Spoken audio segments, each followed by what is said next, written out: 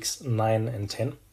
And here we're going to think about how the model that we discussed, and in particular this Phillips curve model, might be a bit limited in terms of thinking about how fiscal and monetary policies could be used to stabilize the business cycle. So if we just had this model, we might feel that the government and the central bank have a relatively easy role in terms of just shifting curves around, figuring out what they need to do, and therefore stabilizing unemployment around the natural rate and inflation on target.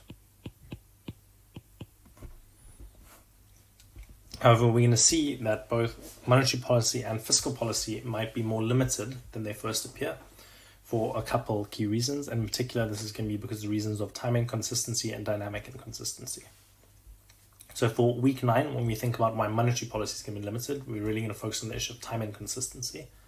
So I want to stress here that in the lectures, you have an illustration of a very general problem. So the illustration of the time inconsistency problem with specific reference to the monetary policy setting. It's important to understand the general principles and ideas. So the general issues associated with discretion, with rules, etc., so that you can apply them to different scenarios. So like you saw in the problem set, there's a question about time inconsistency, but in terms of fiscal policy. So don't only know how to apply these concepts in this specific setting, but be able to apply them more widely. Again, and if you look at the past paper from last year, you'll see that there was a time inconsistency problem relating to financial regulation. Okay, so what's the basic idea in week 9? Well, the central bank has an incentive to lie, and I use this term a bit loosely. But basically, the central bank would like to promise low inflation in order to get you to set your inflation expectations such that they are also low. This means that we're on a favorable Phillips curve where the central bank can choose or target a nice combination of inflation and unemployment. However, the issue is, and where the time inconsistency problem comes in, is that as soon as you set your inflation expectations, the central bank then, given their loss function, will have some incentive to kind of deviate and actually set inflation higher than it initially announced in order to lower unemployment below the natural rate. And if agents are forward-looking and they anticipate this, and this is going to create what we call an inflation bias, which is simply that agents understand how the central bank is going to act, so therefore they set their inflation expectations to be higher than optimal, which then means that the central bank does indeed have higher than optimal inflation, but because expected inflation is equal to actual inflation, this high inflation doesn't really come with any benefits on the unemployment side, and we get this very strange and suboptimal outcome. So then this creates this debate about rules versus discretion, where we say, well, if the whole issue here driving this problem is that the central bank is tempted to cheat, so to speak, and to set higher than expected inflation, then if we remove the central bank's ability to do this, and we remove this whole temptation problem, and this inflation bias can go away, and inflation can come down back to target, unemployment can be at the natural rate, which is going to be good for everyone. So that's, that works well, except in the case where when we have a Phillips curve like this, the key issue here is that inflation and unemployment are determined not just by this kind of deterministic component of policy, but also this random supply shock that hits the economy. So if you tie the central bank's hands with rules and don't give them the discretion to respond to unanticipated shocks, you're essentially, if you follow a strict inflation target, essentially saying that the central bank can never intervene in order to reduce the effect of supply shocks on unemployment, which might be very painful for the economy, extremely suboptimal, and therefore you now get this trade-off where rules are good because they remove the inflation bias, but they're bad because they limit the central bank's ability to respond to unforecasted shocks. And we discussed in the class 9 video, which is on Moodle, a number of different arrangements to get the kind of best of both worlds. So how can you kind of have the benefits of the rules without losing the good elements of discretion. Week 10 then looks at the limits of fiscal policy. Very similar to week 9, except now it's built around this idea of dynamic inconsistency, which again was discussed at length in the class or problem set video for week 10 on Moodle, so I won't go through that again. But the key idea is that this topic is built around a basic 3-period consumption model, which we can apply to either individuals or governments who are trying to kind of set their tax policies in order to maximize individual welfare. So in either of these two cases, what we're going to see is that if you have dynamic inconsistency problems, either as a government or as an individual, this is potentially going to lead to suboptimal outcomes. And then we're going to think about some solutions to these suboptimal outcomes, very much in the spirit of what we did in week 9.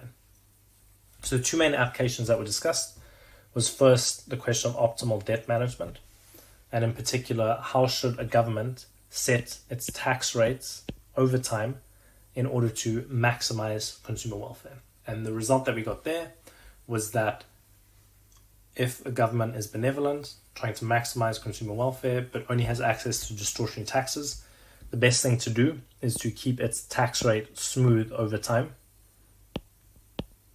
So the tax rate tau in each time period should just be equal to some fixed tau for all periods t.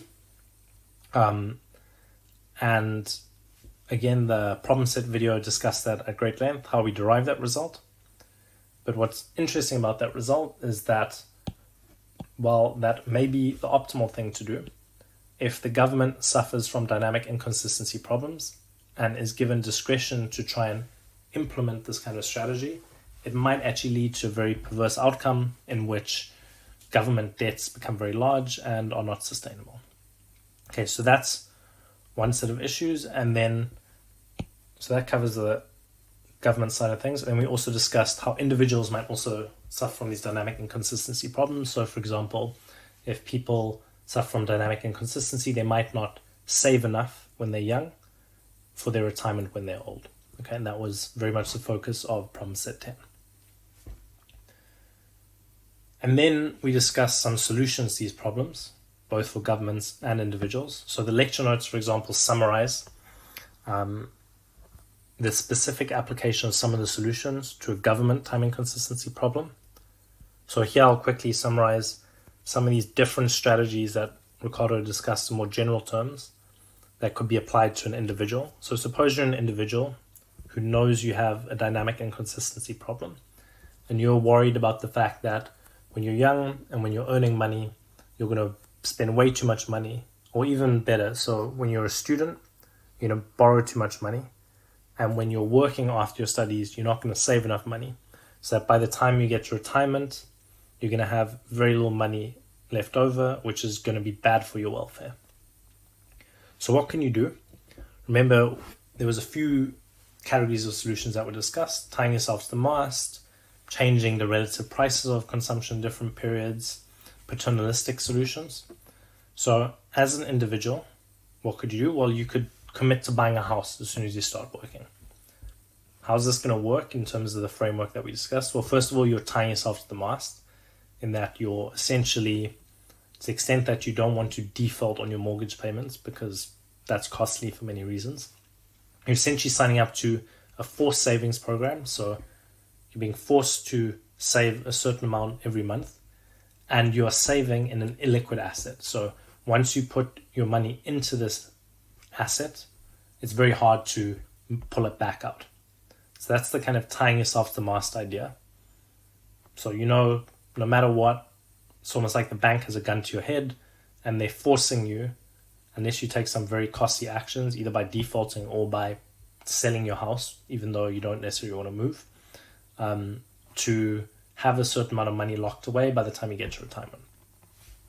This also works in terms of the changing relative prices idea, because once you've forced a lot of your income to go into this illiquid savings program, if you did want to overspend or spend more, well, what would you have to do? You would ultimately have to find loans somehow. Even if, you have a positive net worth, you might still need to borrow money to have access to liquid assets. And if the only way you can do that is, for example, by borrowing on a credit card with a very high interest rate, you've essentially made splurging on current consumption more than you budgeted for very expensive, which would discourage that. Doesn't mean you won't use your credit card at all, but you'll be more worried about overspending on your credit card than you would be if you just had the money lying around in your bank account. Okay, so those are the things you can do as an individual. And then, of course, there's these paternalistic solutions where the government can also step in to help you with your individual problems.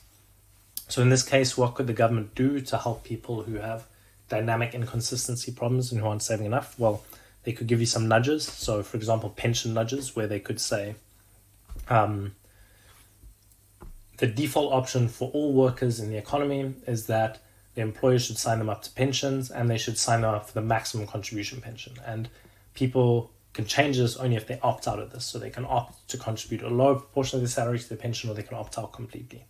So for different behavioral reasons, this has been shown to actually increase participation in pension schemes. So this is another way that the government could be very proactive about helping you address your dynamic inconsistency problems.